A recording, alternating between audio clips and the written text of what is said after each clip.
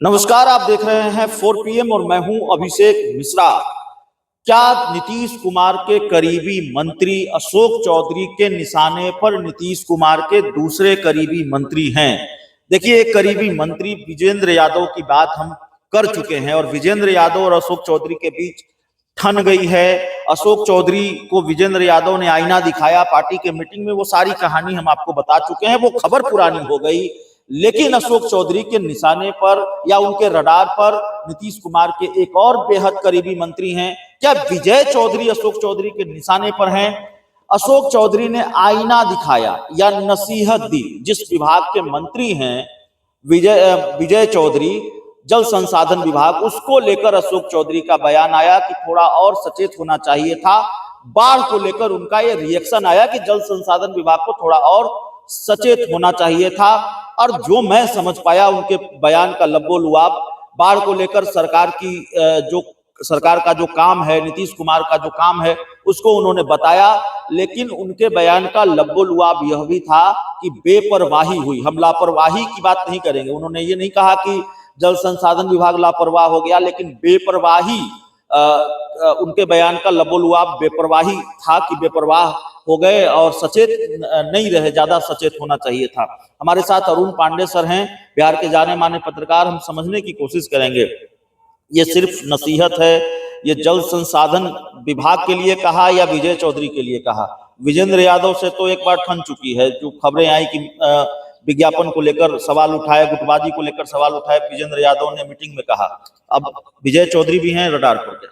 देखिए, अभी बिहार के 17 जिले बाढ़ से प्रभावित हैं। अभी वो जल प्रलय की स्थिति जिसको आप कहते हैं वो है, अभी त्राही मची हुई है। लोगों में चित्कार है, भूखे प्यासे लोग आज रिलीफ मांग रहे हैं। पहले तो लोगों ने बाढ़ से बचाव की गूंज सुनाई दे रही थी, फिर हुआ प्राण बचाओ। अब जो लोग अपनी जान बचा करके ऊंची जगह पर, तटबंधों पर और कहीं, इस पूरा एक जनसैलाब आया था और कोसी और गंडक नदियों में इस बार का जो डिस्चार्ज था वो राज्य से, वो सारा रिकॉर्ड टूट गया। अब तो 2024 का रिकॉर्ड बन गया, ये आप सभी जानते हैं। और जो तटबंध है उसकी ऊंचाई कम पड़ गई, ओवर टॉप करने लगा। बराज से भी पानी ऊपर होने की स्थिति हो गई थी, तभी तो सारे बराज के फाटक खोल दिए गए। अब कोई 56 साल का रिकॉर्ड टूट गया कोसी में और 3 दशक का रिकॉर्ड टूट गया गंडक में। अब वो तबाही है अभी।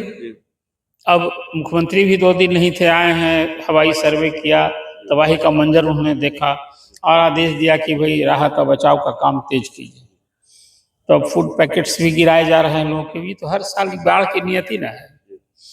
देखिए, लापरवाही की जो बात कर रहे हैं और बेपरवाही की बात आप कर रहे हैं, राजनीति और सियासत अपनी जगह है, ये तो होती ही रहेगी। बाढ़ नियति न है तो बाढ़ राहत और बचाव की ही तो अब सियासत होती है। तो अभी सब चल रहा है। अब इसमें 2 मंत्रियों की बात की लापरवाही नहीं होती, एक सिटी इंजीनियर को जल संसाधन विभाग ने सस्पेंड क्यों किया? वो सभी मालूम है कि अभी बाढ़ नियंत्रण के लिए पूर्व तैयारी होती है और लगभग दर्जन भर जगहों पर तटबंध टूट गए।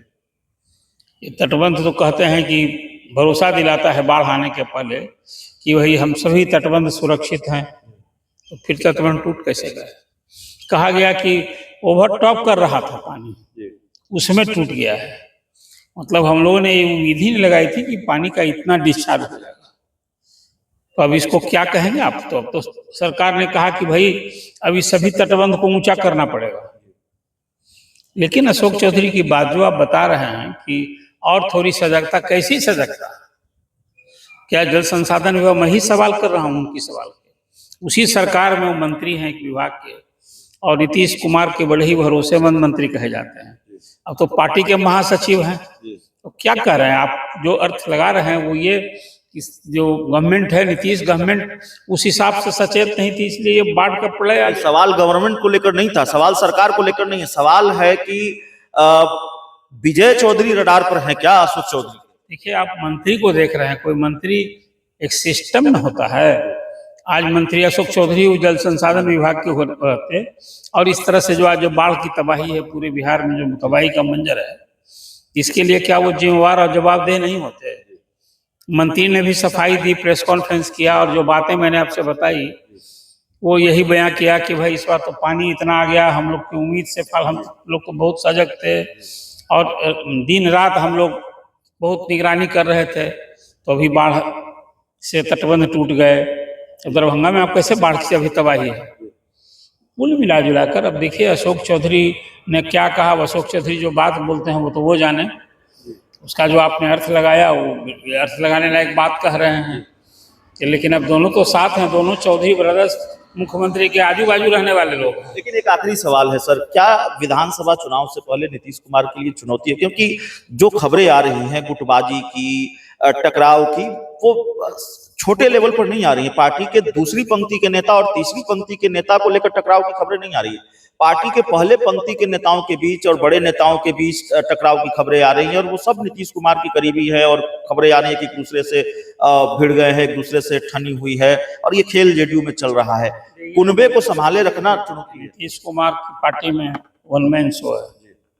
नीतीश कुमार हैं तो जदयू, नीतीश कुमार नहीं है तो जदयू नहीं है, पहले इसको समझ लीजिए। आज जिसको मंत्री बनावे फिर मंत्री पद से हटा दें, किसी को महासचिव बना दें, अध्यक्ष बना दें फिर हटा दें, किसी को कार्यकारी अध्यक्ष बना दें फिर पद छीन जाए। ये मंत्रियों के बीच का आपस में कोई जो आप जो अर्थ लगा रहे हैं, तो थोड़ा ऐसा कुछ होता है कि मंत्री का आखिर उसका अहम का टकराव हो या किस चीज का टकराव है। सब लोग जो मुख्यमंत्री का जिसके ऊपर सेहरा बंधा हुआ है, तो अपने अपनी राजनीति कर रहे हैं लोग। अब वो भवन निर्माण चल रहा है अपने ढंग से, कहाँ वहाँ तो बातें होती है कि क्या चल रहा है वहाँ, अभियंताओं की ट्रांसफर पोस्टिंग में क्या कुछ सुनने को मिला आपको? कोई जल संसाधन विभाग में भी ये तो अभी बीते जून महीने में सारे विभाग में ट्रांसफर की इंडस्ट्री चालू थी ना। बिहार तो इसके लिए बदनाम है। किस बात का टकराव है? देखिए विभाग अपनी जगह है, सब कुछ ठीक है जेडीयू में। नहीं ये कौन कहेगा? सब जो ठीक रहता तो फिर कभी अध्यक्ष क्यों बदले जाते हैं, फिर इस्तीफा क्यों लेते हैं नीतीश कुमार? और वो एक व्यक्ति का है, लेकिन नीतीश कुमार के रहते कोई वहाँ किससे टकराएगा? नीतीश कुमार को कोई झंझट है क्या? और कोई किसी के प्रति शिकायत हो वो कोई नीतीश कुमार के यहाँ कहने जाता है? तो देखिए सब कुछ ठीक तो नहीं है, लेकिन बहुत चुनौती भी नहीं है। ये छोटे मोटे खेल चलते रहेंगे, चलते रहते हैं। इस पूरी रिपोर्ट में इतना ही। बहुत बहुत धन्यवाद।